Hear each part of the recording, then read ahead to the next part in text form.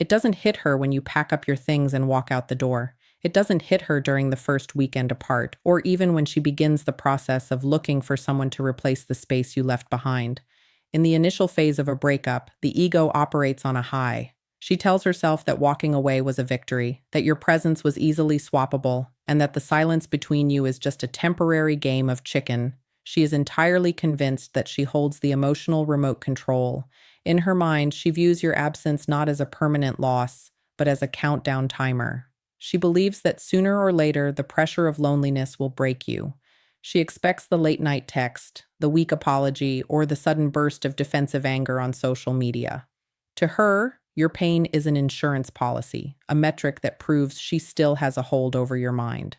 But the illusion begins to fracture when the expected timeline expires. Weeks turn into months, and the desperate reach-out never happens. The sudden realization that you aren't playing a game is where the true weight of your absence begins. She realizes she didn't just walk away from a relationship, she walked away from a man who had a hidden limit.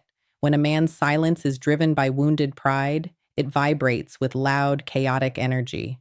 But when a man's silence is driven by a deep internal decision to choose himself, it feels heavy, absolute, and permanent.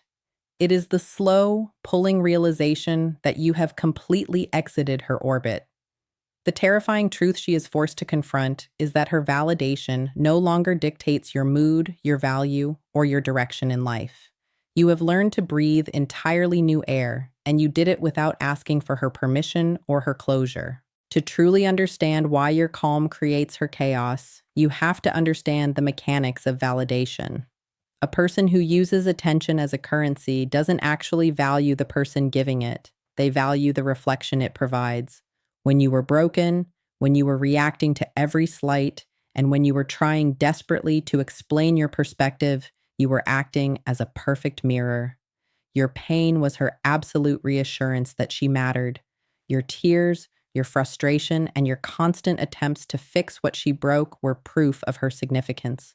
The ego can easily process an ex-partner who lashes out or acts spiteful because anger is still a form of intense emotional investment.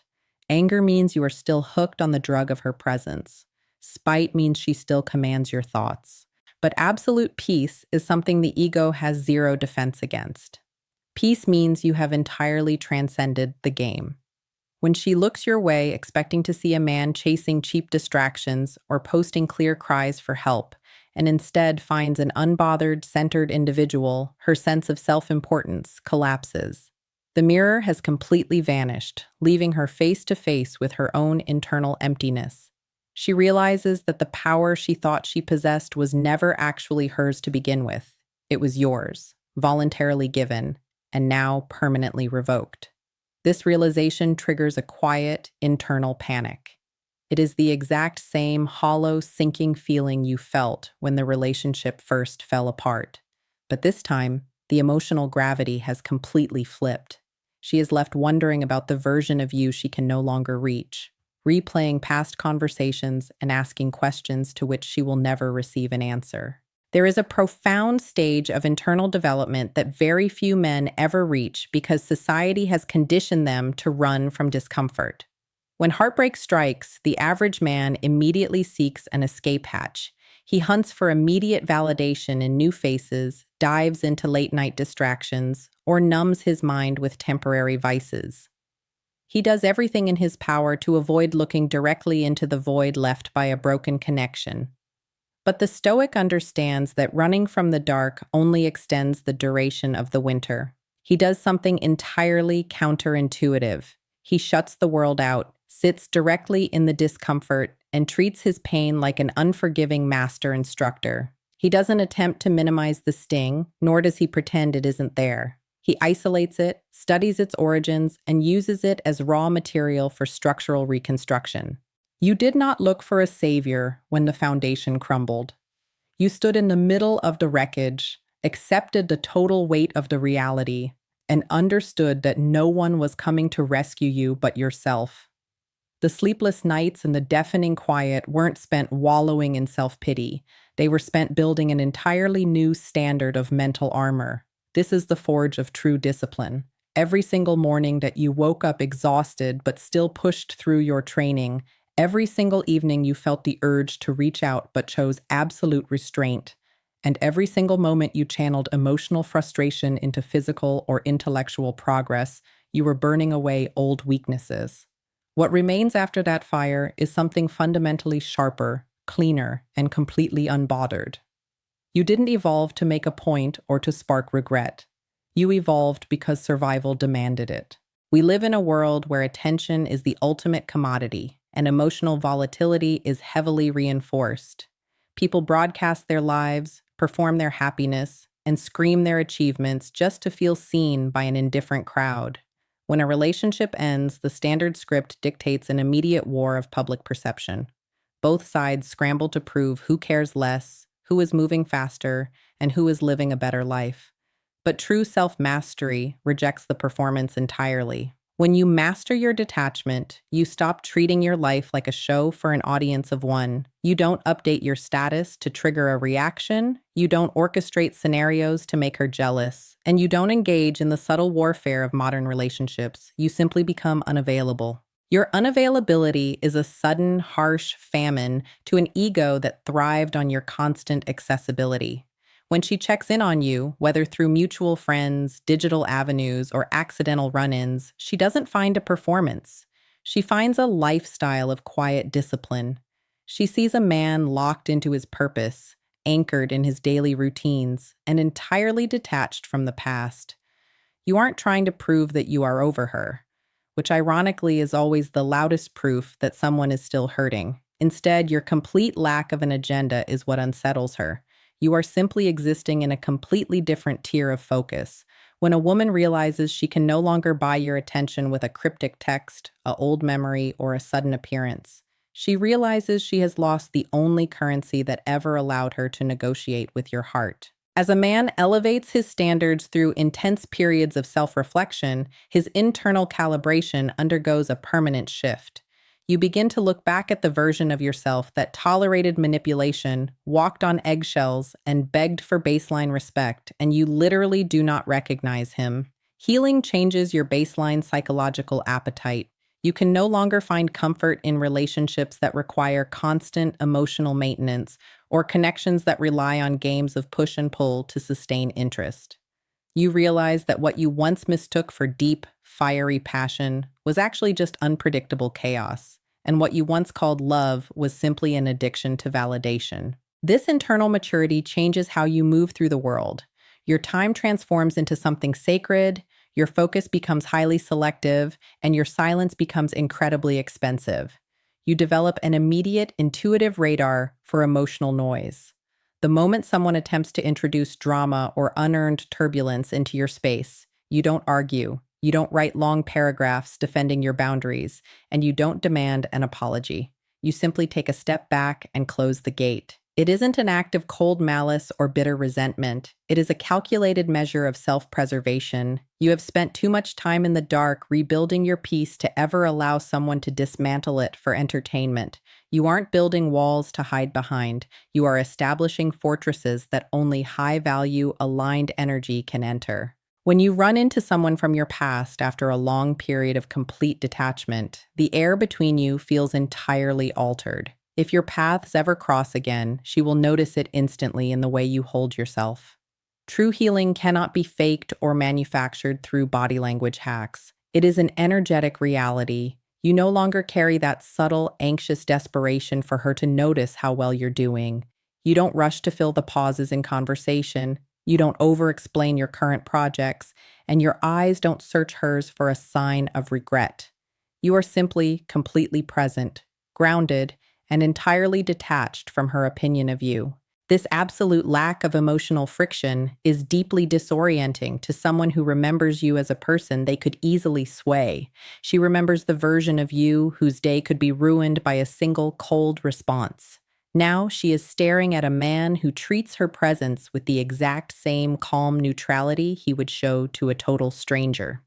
She might try to put on a mask of casual friendliness or hint at old times to see if the old strings still pull. But when those hooks slide off your armor without leaving a single scratch, the reality of what she lost finally drops. The silence you maintain isn't empty space. It is a heavy, immovable boundary. You aren't trying to be cold or punitive, you are simply complete within yourself.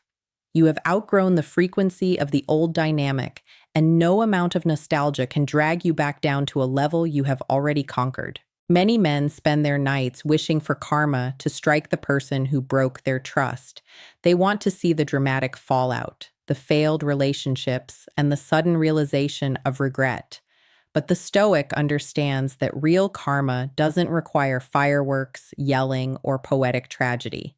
The most profound karma is entirely silent, operating through the law of absolute contrast. It is the haunting reality of her watching you become the absolute best version of yourself completely without her input.